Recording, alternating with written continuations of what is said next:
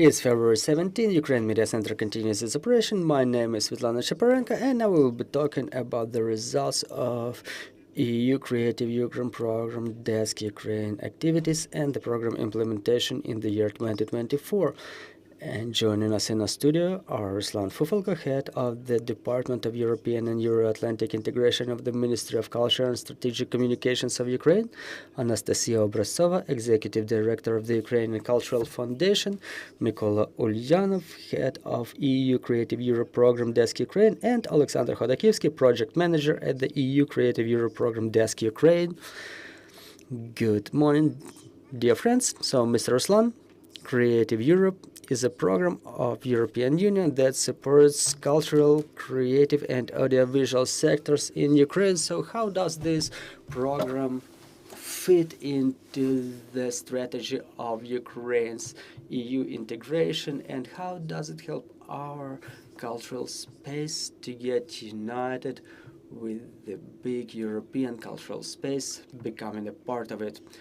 Thank you for your question. I would like to start with the bigger picture, with Euro integration, in which Ukraine is actively involved at the moment.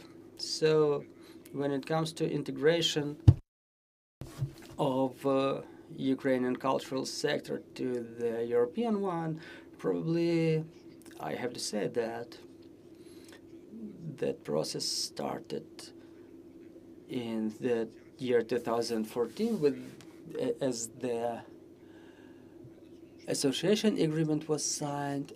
Ukraine has made a lot of steps on this way, and we are quite seriously integrated into the European cultural landscape starting from the 14th of December 2023. As we know, the Council of Europe has made a resolution to start negotiations, and now we are on the way. The processes of so-called legislation screening are taking place, and the Ministry of Culture and Strategic Communications is involved in one way or another in work on 11 out of 33 sections. The idea of intercultural dialogue is the foundation of the idea of European integration, and when it comes to screening and bringing the legislation in compliance with European one in the cultural sector, we don't have as much tasks as other ministries, such as the Ministry of Agricultural Policy, Economics, or Finance. The culture is not so strictly regulated in Europe. The very idea of European Union is a foundation of such an interesting phrase as union through diversity. And it's not about directives setting the framework, setting the rules of the game, but it's about European Union cherishing the diversity of cultures as foundation of Europe.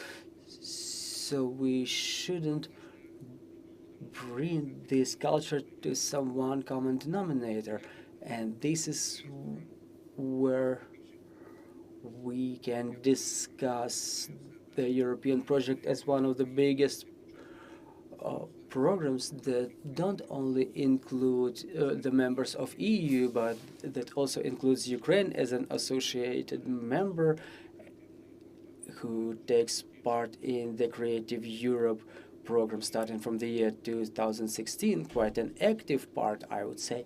And our last year's success was signing of an additional agreement on expansion of Ukrainian role in Creative Europe, and the European Commission commended our progress in the media sector in the adaptation of Ukrainian legislation to relevant EU directives.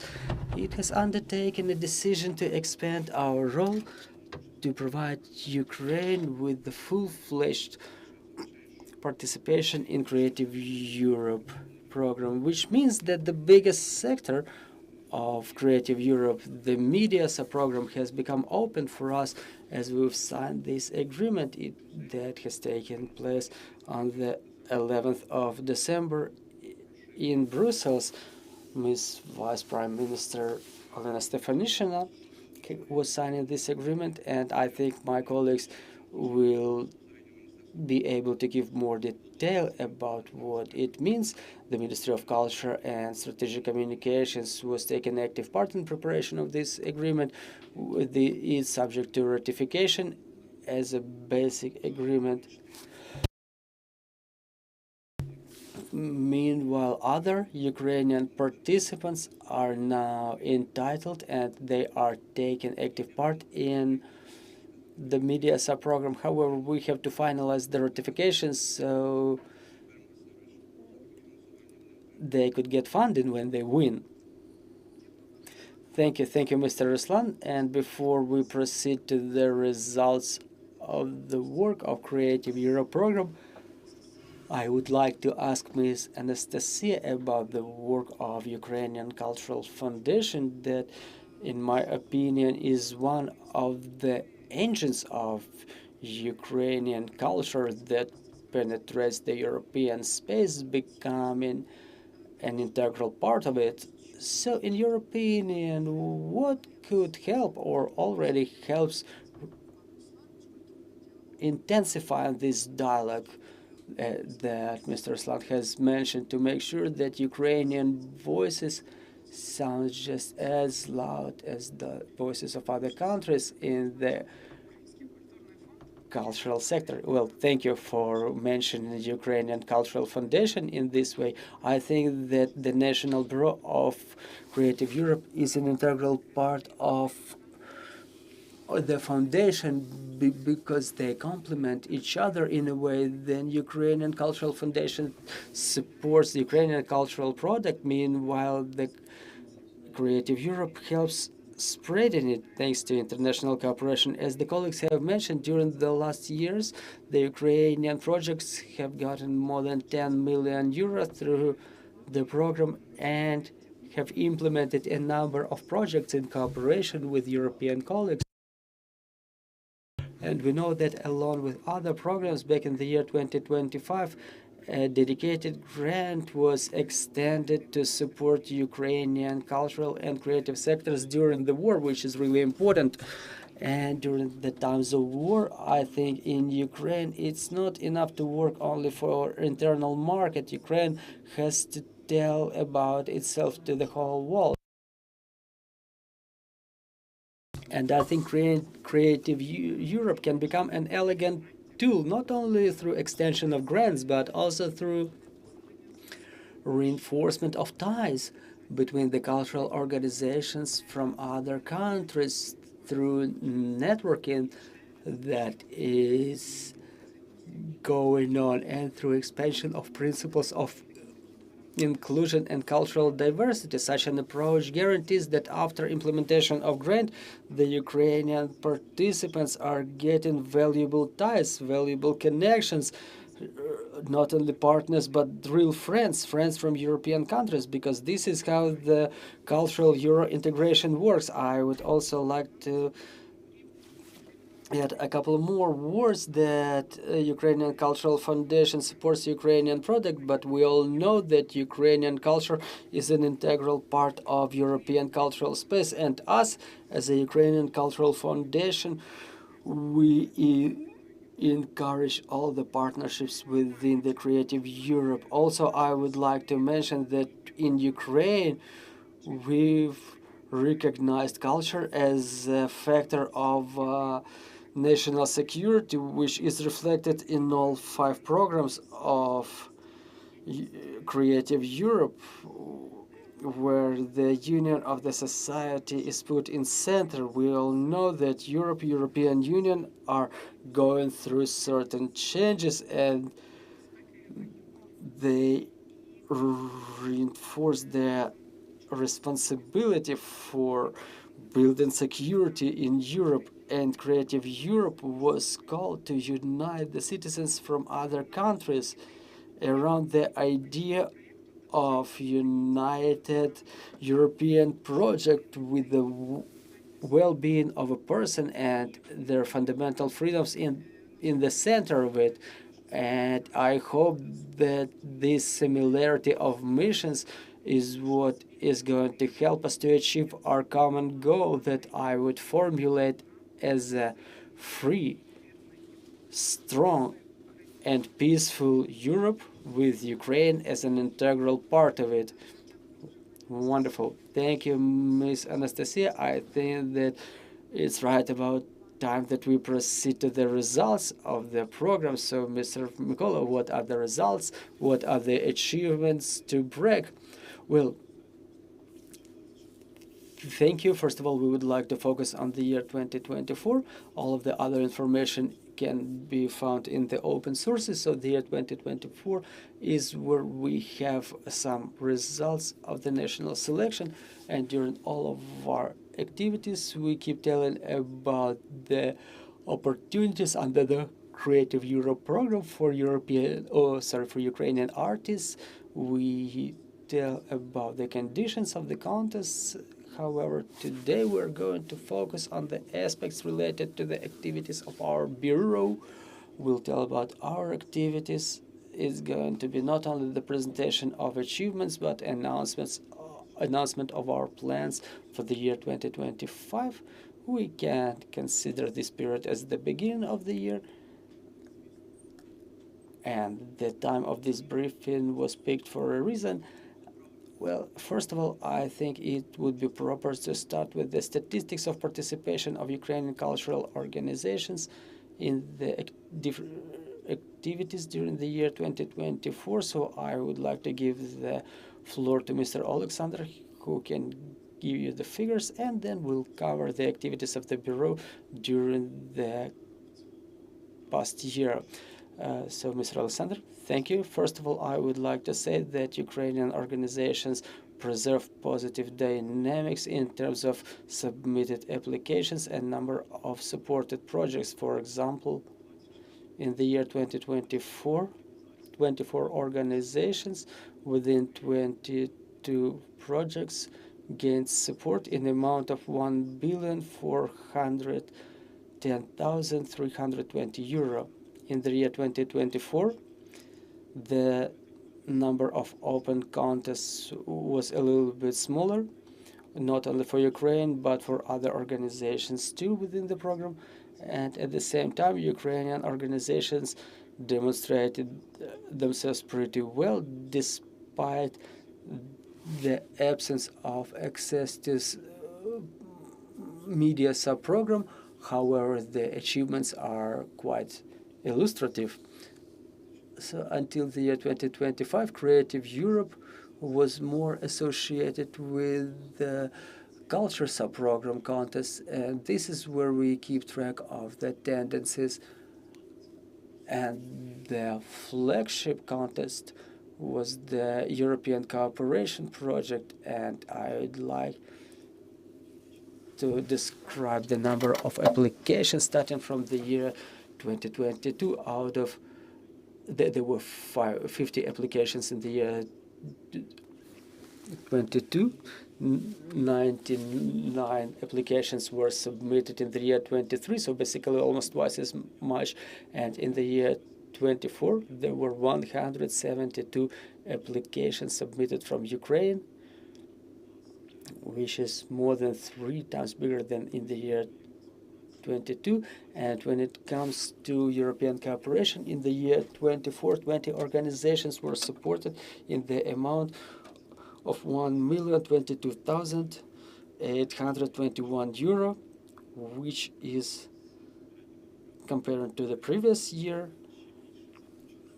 it demonstrates that Ukraine is involved in more complex projects with bigger consortiums. So this is the short statistics. Well, in order to engage the organizations of Ukrainian cultural and creative sector to submit their applications for Creative Europe. We hold a number of activities. Some of them are going on online. You can check out our channel with a lot of videos that are going to be useful for you if you choose to become an applicant, or otherwise if you're just curious about the program. Also, we hold a lot of offline events, but we don't focus on them because it's not only the way to inform the target audience, but also to encourage them to submit their applications. Again, there's quite a broad aspect. Again, why are we mentioning what we've done in 2004? Because we plan to implement a lot of good practices that we had in the years 2003, 2023, 2024. We are going to continue them in the year 2025, and we're urging you to check it out, because there is still time to think how can you get involved in those activities organized by the Bureau as participants and as just the guests, the visitors of our events. For the sake of search of international partners and development of international cooperation. So basically in 2022, we've initiated, organized, and held 14 offline events on top of different online events. There were big events among them that reflect our approach with respect to what we have. Our key activities during the year is the Grants Fair. In the year 2024, it was the 6th Fair of Grants. The such a fair was not only held in the year 2022 that rendered holding of such event impossible. Also, we plan to hold a number of events in the year 2025, a sectoral event for performance sector. We've called it Perform Ukraine, and this year, just like during previous years, in the end of May and the beginning of June, please keep track of our announcements. We are going to come up with a final date. We want to make this innovative activity, and hopefully we will be able to suggest a lot of new when it comes to the format and other things. It's an experimental format. Also, we were taking part in promotion and announcement of our involvement in different media programs. Let me remind you that media program contemplates the participation of game development and animation sectors. We were making an event at Odessa Film Festival, and I think we will make the similar event under the media sub-program this year, probably in cooperation with one of the biggest film festivals that take place in Ukraine. On top of the activities that we were organizing, there was a fair event,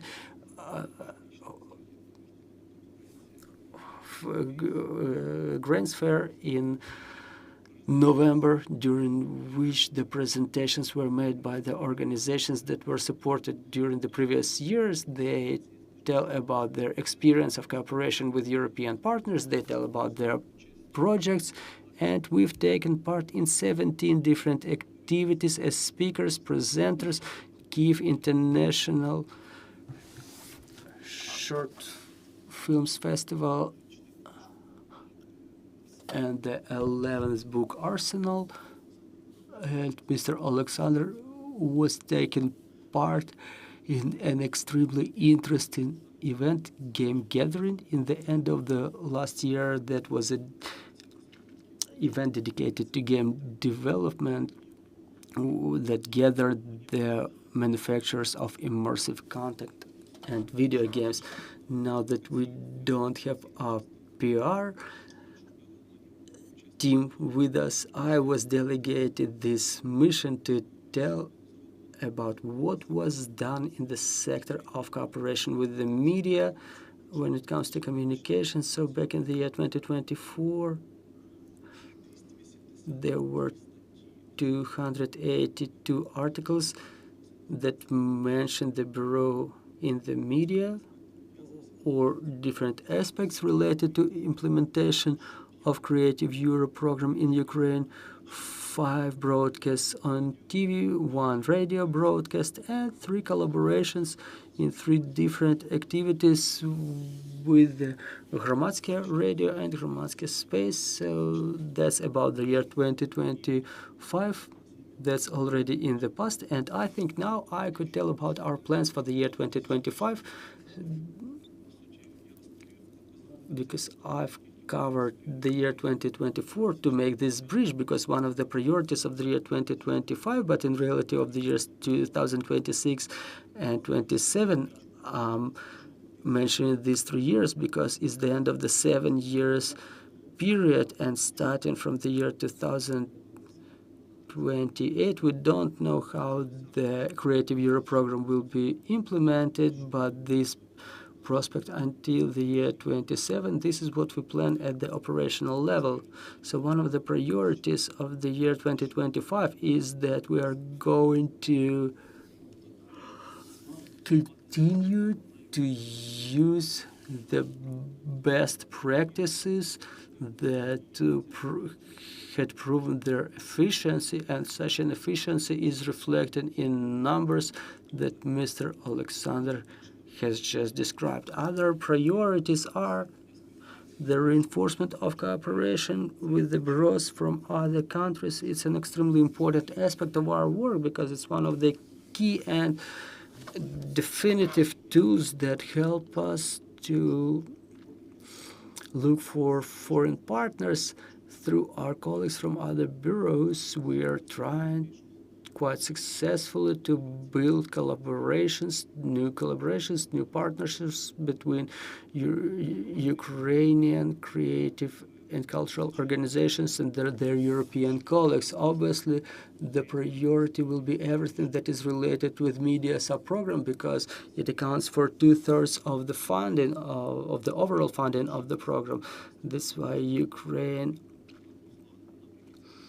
got this opportunity in the year 2024, as Mr. Ruslan has mentioned, that a huge achievement of the 2 last iterations of the Ministry of Cultures, first Ministry of Culture and Information Policy, now Ministry of Culture and Strategic Communications. The representatives of the ministry have done a lot to make it happen, and among the associated countries, basically those countries that are not part of the European Union in a political sense, but who have signed the special agreement to participate in Creative Europe, Ukraine is probably the one.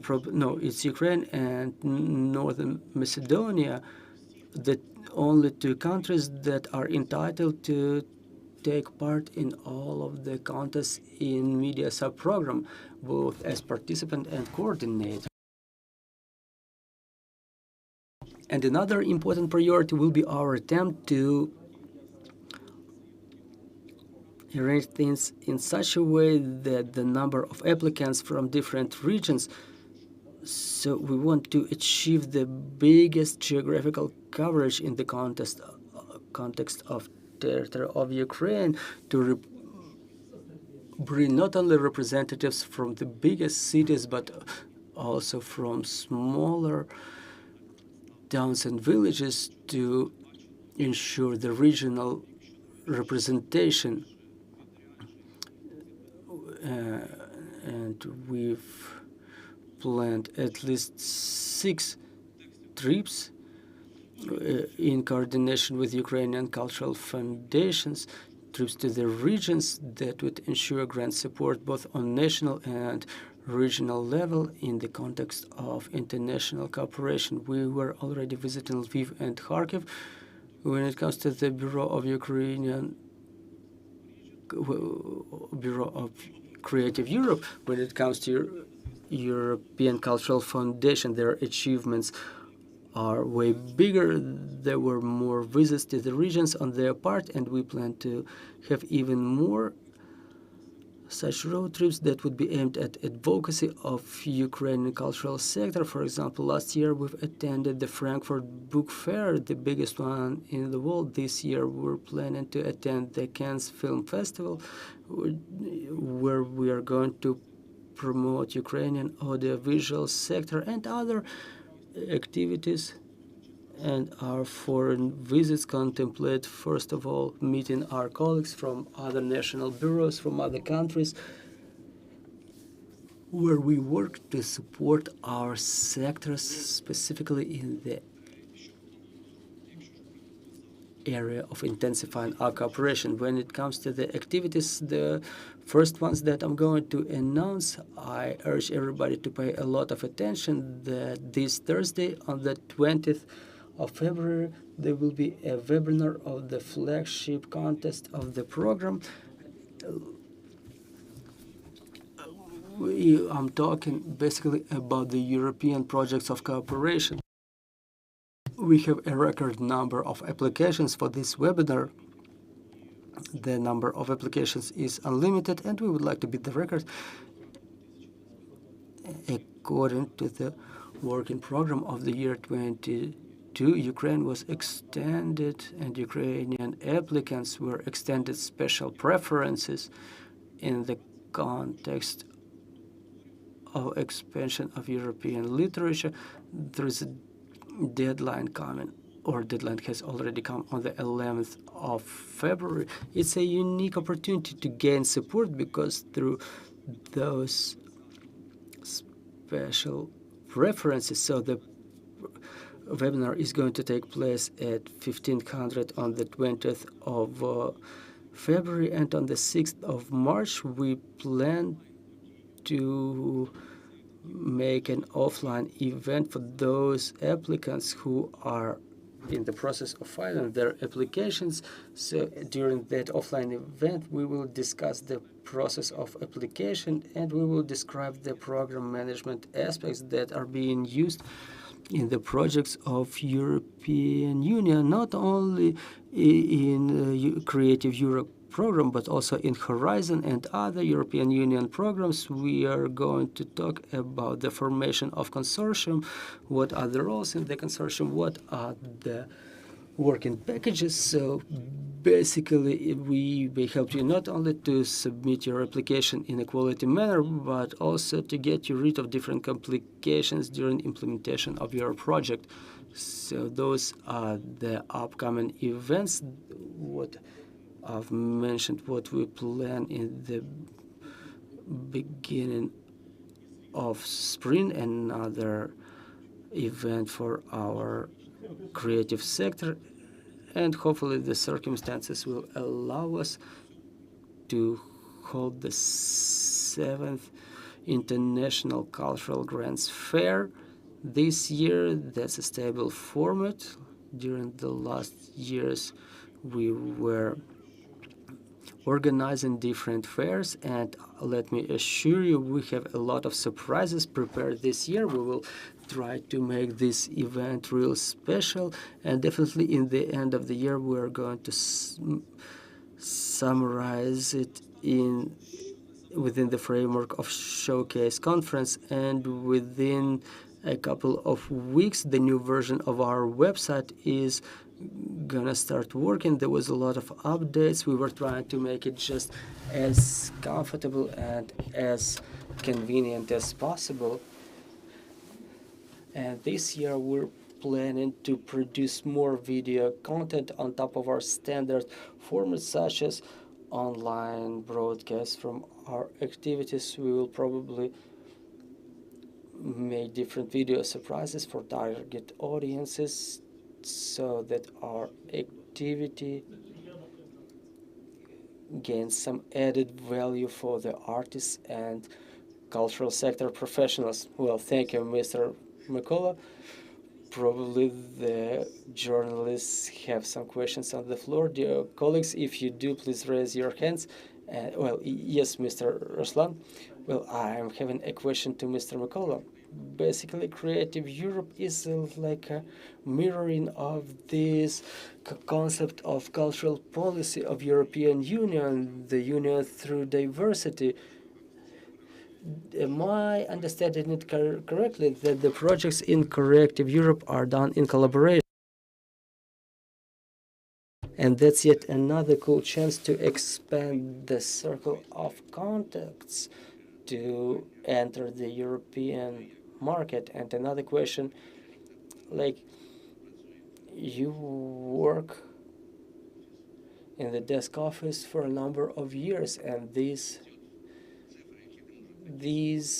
figures that are quite comfortable in, as I observe the progress of our applicants, I mean, they're definitely the consequence of your work. So are they the consequence of promotion, or is it the consequence of a special approach of EU to Ukraine in a situation that Ukraine ended up in, or how can you actually explain it?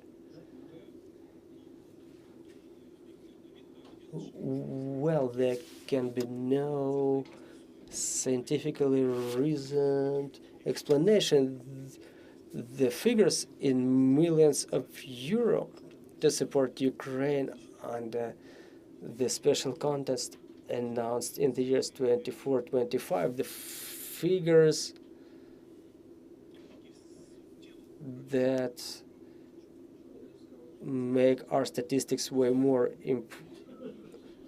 attractive is a result of exceptional support on part of the European Commission through the Creative Europe programs. So it's about support of Ukraine and European cultural sector. That's objective and clear. So when it comes to the intensification of participation, I hope that's the consequence of our intense work. And I guess that's one of the factors. Also, starting from the year 2022, there is a cumulative effect because both the Bureau and the program exist in Ukraine starting from the year 2016. The awareness is growing and the engagement of applicants is growing. Sometimes it takes time, a couple of years for the people to dare to submit applications. Again, starting from the year 2022, we have quite a significant expansion of funding of the cultural sector. So basically the budgets of Ukrainian Cultural Foundation in the year 2022, well, they were all decreased during the war. The expenses for culture were cut during the war. There is a positive aspect about it. It forces the cultural professionals to switch their attention to international programs. It's not only about the Creative Europe. Creative Europe is just the biggest one, but the activities of House of Europe until recent time, there was USAID, Ukrainian applicants pay attention to it. And all of the promotional activities on top of it, along with the growth of openness of Ukrainian applicants, it's slow, but still we keep observing it. There is a growing interest to the projects of international cooperation. The number of people and the artists who live in who were forcibly moved to other countries, to different countries of European Union, it substantially intensifies the communication and assists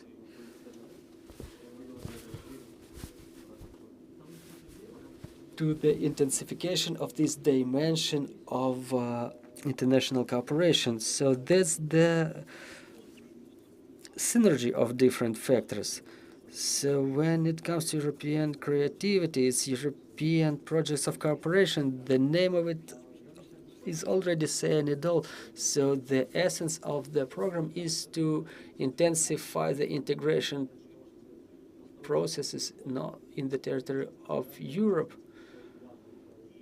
And the nature of the program is more about collaboration and intensification of cooperation. There is certain difference between culture sub-program and media sub-program. For media sub-program, this cooperation aspect is definitive. Everything is built upon it, but at the same time, some contests of the media sub-program, because audiovisual sector is also a big creative industry, it's a big business. So here there is an aspect of competition and such more of illustrative commercial aspect is present. There is a difference, however, generally